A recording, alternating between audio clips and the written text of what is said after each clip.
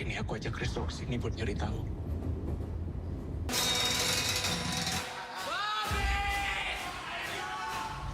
Mereka nggak akan bunuh saya. Mereka akan bunuh Bapak. Dan gak akan biarin kita hidup karena kita bakal jadi saksi.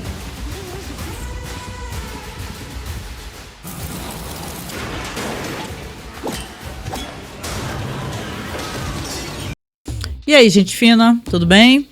Esqueça aí Ao Mestre com Carinho, né? Esse clássico dos filmes de professor, onde os alunos vão adorar o professor no final. Dessa vez o diretor Joe Kawar, que é diretor de Escravos de Satanás e também de Escravos de Satanás 2, A Comunhão, nos traz um filme que tem muitas questões relacionadas com racismo, os conflitos e a violência entre a sociedade da Indonésia e os imigrantes chineses, coisas que talvez a gente nem conhecesse, né? Vamos saber um pouquinho mais sobre essa produção que, olha, é sensacional. Essa é a proposta do filme, O Cerco em Duri Hill, saído agora em 2025. Ambientado em 2027, o filme acompanha Edwin, que trabalha em uma escola que é especial para crianças problemáticas. Ali ele vai enfrentar uma luta pela própria sobrevivência quando o local se transforma de repente em um campo de batalha devido à discriminação e tensões raciais. O próprio Edwin e a sua irmã, eles são sobreviventes de um ataque que ocorreu há vários anos atrás nas revoltas anti-chinesas, onde a sua irmã acaba sofrendo violência sexual e gera um filho, do qual ele não tem notícias. Então, ele jura para a irmã, no leito de morte, encontrar o filho dela. E quando ele acha que finalmente pode ter encontrado seu sobrinho, uma revolta se irrompe. Então, Edwin, seu sobrinho e outras pessoas também vão ficar presos na escola secundária Bukit Duri, onde alunos violentos querem tirar suas vidas. Aku cuma bilang harusnya kamu dari awal gak usah ngeladenin dia. Sama kayak guru yang lain, takut sama murid sendiri.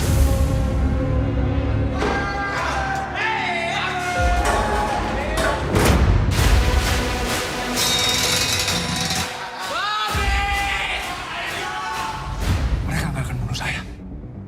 Mereka akan bunuh Bapak. Dan gak akan biarin kita hidup karena kita bakal jadi saksi.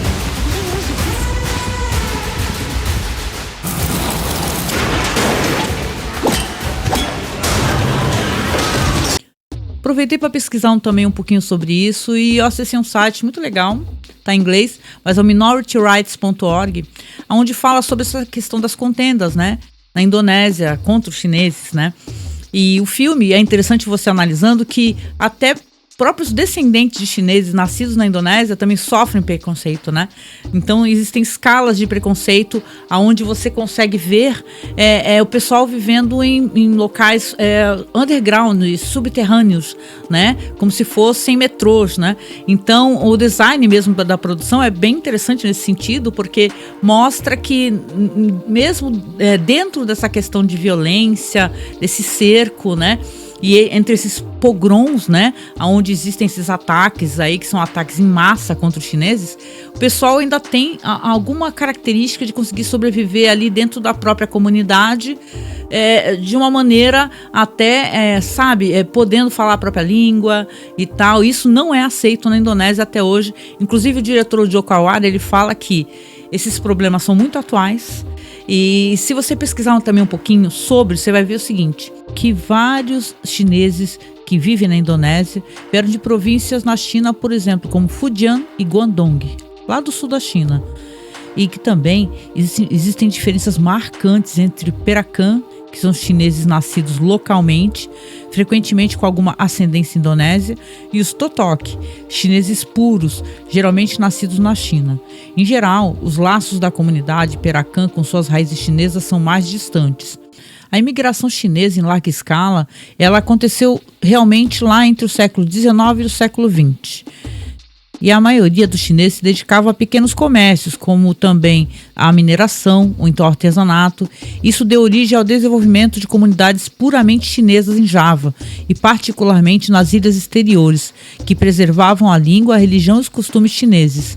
No entanto, na independência, quase metade dos indonésios chineses não conseguiu obter a cidadania indonésia, seja por causa da lealdade contínua à China ou a Taiwan, ou seja, pelas dificuldades em obter documentos de cidadania.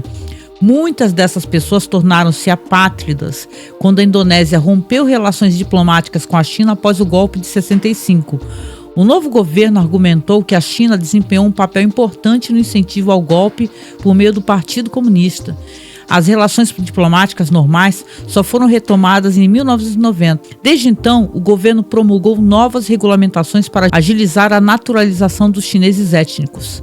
Em 92, apenas cerca de 6%, ou 300 mil, dos aproximadamente 6 milhões de indonésios chineses eram considerados não indonésios. Quase todas essas pessoas receberam posteriormente a cidadania chinesa pela República Popular da China. A assimilação da população chinesa nas comunidades locais em que vivem tem sido uma política governamental desde os anos 70. Antes disso, os chineses eram separados à força de seus vizinhos não chineses. Antes de 1919, os chineses tinham que viver em bairros urbanos separados e o uso de símbolos da identidade chinesa, como caracteres chineses em lojas, foi proibido. Jornais em língua chinesa, escolas e uso público de nomes chineses foram proibidos, e muitos chineses foram forçados ou optaram por adotar nomes indonésios. O presidente Sudarto manteve laços pessoais estreitos com muitos magnatas chineses ricos e ofereceu-lhes privilégios econômicos substanciais, mas desencorajou qualquer expressão aberta de identidade chinesa por medo de encorajar o sentimento anti-chinês entre os indonésios mais pobres. Também na década de 90, devido à política do liberalismo econômico e o crescimento da economia, as políticas anti-chinesas foram silenciadas ou flexibilizadas. Milhares de chineses foram mortos nos pogroms anticomunistas que se seguiram ao golpe fracassado de 1965. E revoltas anti-chinesas têm ocorrido com frequência desde a década de 1970.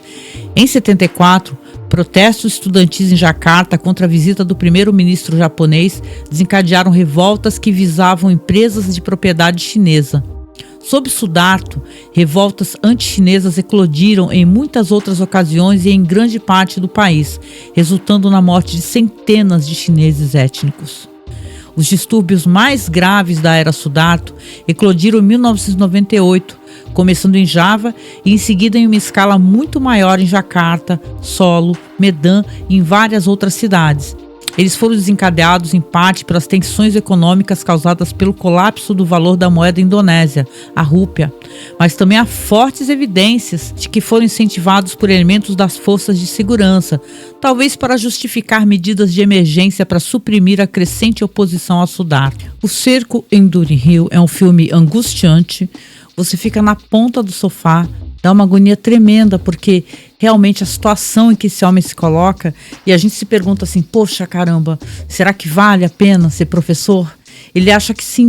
O filme deixa algumas mensagens muito legais e interessantes, né? Porque esse filme acabou, de certa maneira, ajudando a produção cinematográfica da Indonésia, porque é a primeira vez que é uma colaboração de um estúdio local, que é o estúdio do Joko Anwar, que é o Come and See, se afilia então ali a uma produção com a Amazon Studios, né? Esse roteiro foi preparado desde 2007.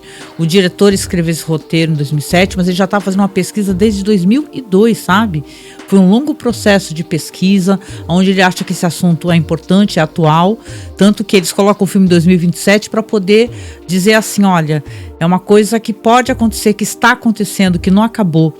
O filme é gravado em Bandung, não em Jacarta, e o local escolhido foi uma área chamada Las Wi Heritage. Foram construídos 22 sets para poder filmar esse filme. Ele inclui várias salas de aula, corredores de escola, áreas ao redor da escola, que são o centro da história. Então você vai ficar muito impressionado com esse filme de um diretor que, na verdade, ele tem uma carreira que é voltada assim, para o terror, né? Você conhece em Petigore, por exemplo, um filme maravilhoso dele, ou esses daí que eu já mencionei, Escravo de Satanás, o 2, Communion. Só que aqui ele traz uma questão realista, uma questão atual, uma questão importante, aonde ele reflete, isso é interessante, como um homem que é da Indonésia, o preconceito contra os chineses, né? E o avanço também da violência nesse sentido. Vale a pena assistir. Se você procurar por aí, você vai ver que tem na Prime Video, mas se você procurar também, tem lá no nosso canal do OkRu. Tudo de bom pra você, curta muito, beijão, até mais.